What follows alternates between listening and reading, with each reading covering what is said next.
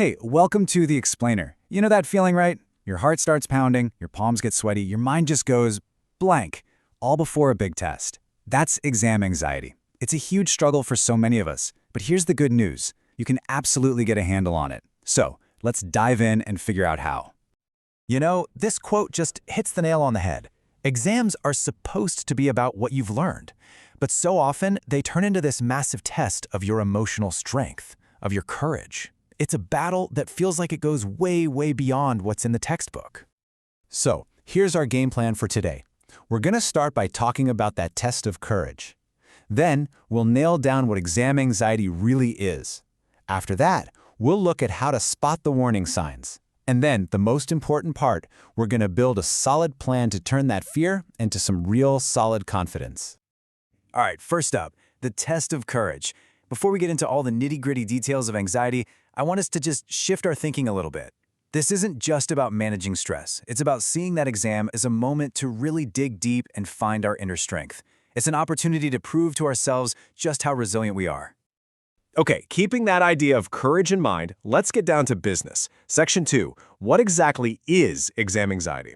Because here's the thing, to beat this feeling, you first have to know exactly what you're up against.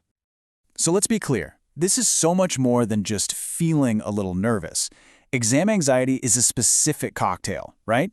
It's a mix of physical stuff, like your heart racing, and mental stuff, like all that worry and dread. And it's this powerful 1-2 punch that messes with your concentration and literally blocks you from remembering the things you studied so hard to learn. Now, check out this number. A 2022 report from Inamans in India found that a whopping 68% of students deal with exam-related stress. 68%. If you feel this way, just look at that number for a second. It means you are so far from being alone in this. It's a huge shared experience. So, where does all this come from? Well, a huge part of it is internal. It's all that stuff going on inside our own heads. That nagging fear of failure, the little voice that says, I can't do this, or maybe a bad experience from a past test. And oh man, perfectionism, that can turn a simple exam into this high-stakes measure of your entire self-worth. It's brutal. But listen, it's not all in our heads. The pressure from the outside world is massive. You've got intense expectations from family, a society that sometimes seems to care more about the grade than whether you actually learned anything, and that deep, heavy fear of letting people down. All of it just creates this intense pressure cooker. Okay, so we know the causes, both inside and out. But what does exam anxiety actually feel like? In our third section, we're diving into recognizing the red flags. Let's really look at the symptoms so you can learn to spot them early. Physically, your body's alarm system can just go haywire. We're talking about headaches, a nervous stomach, a heart that feels like it's trying to escape your chest.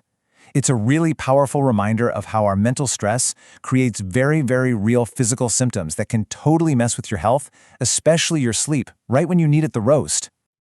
And then, of course, there's the mental side of things. That constant negative voice in your head, that feeling of being on edge and irritable, and maybe the worst one of all, your mind going totally, completely blank the second you open that test paper, even when you knew the material just an hour ago. That's anxiety literally hijacking your brain. All right, we've defined the monster. We've identified how it shows up. Now for the best part. Section 4, your anxiety control plan. This is where we stop just looking at the problem and start actively solving it. This is all about taking back control. Okay, one of the most powerful tools you have is learning how to change your inner dialogue.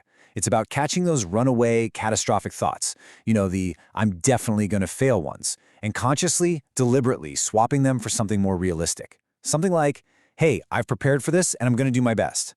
This isn't just positive thinking, it's actively rewiring your brain to calm down and get grounded in reality. So, when your body's alarm system is blaring, you need a way to manually shut it off. The 4-4-4 breathing trick is an amazing, science-backed way to do just that. It calms your whole nervous system down. Seriously, let's try it. Breathe in for 4, hold it for 4, and breathe out for 4. It's a practical tool for courage you can use anywhere, anytime. A big insight here is that confidence really comes from competence. Panic usually comes from feeling unprepared. So by starting early, breaking things down into small daily goals, and practicing with mock tests, you build this solid foundation of knowledge that anxiety just can't shake as easily. Now this next one, is for all the parents, teachers, and friends out there. How you praise someone makes a huge difference. When you focus only on the result, like, you got a high score, it can actually add more pressure. But if you praise the effort, wow, you worked so hard, that builds resilience, and it encourages a real love for the process of learning itself. Okay, let's talk about game day. Having a simple, structured plan can change everything. Think about it in phases. Before the exam, get there a little early to settle your nerves, not for last-minute cramming. During the test, start with questions you know you can answer to build some momentum. And always, save the last 10 minutes for a quick review. This structure gives you a sense of control when you need it most. And finally, let's bring it all home in our last section, from fear to confidence. This is where we zoom out and really try to change our entire relationship with exams for good. At the end of the day, the most powerful long-term solution is a deep shift in your mindset. The goal is to stop seeing exams as some kind of final judgment on your worth and start seeing them as just a checkpoint, a milestone on your learning journey. When your focus switches to curiosity and growth, that fear of failure just starts to lose its power. And we end with this idea, which brings us right back to where we started. Courage is not about having no fear at all. It's about feeling the fear and showing up anyway.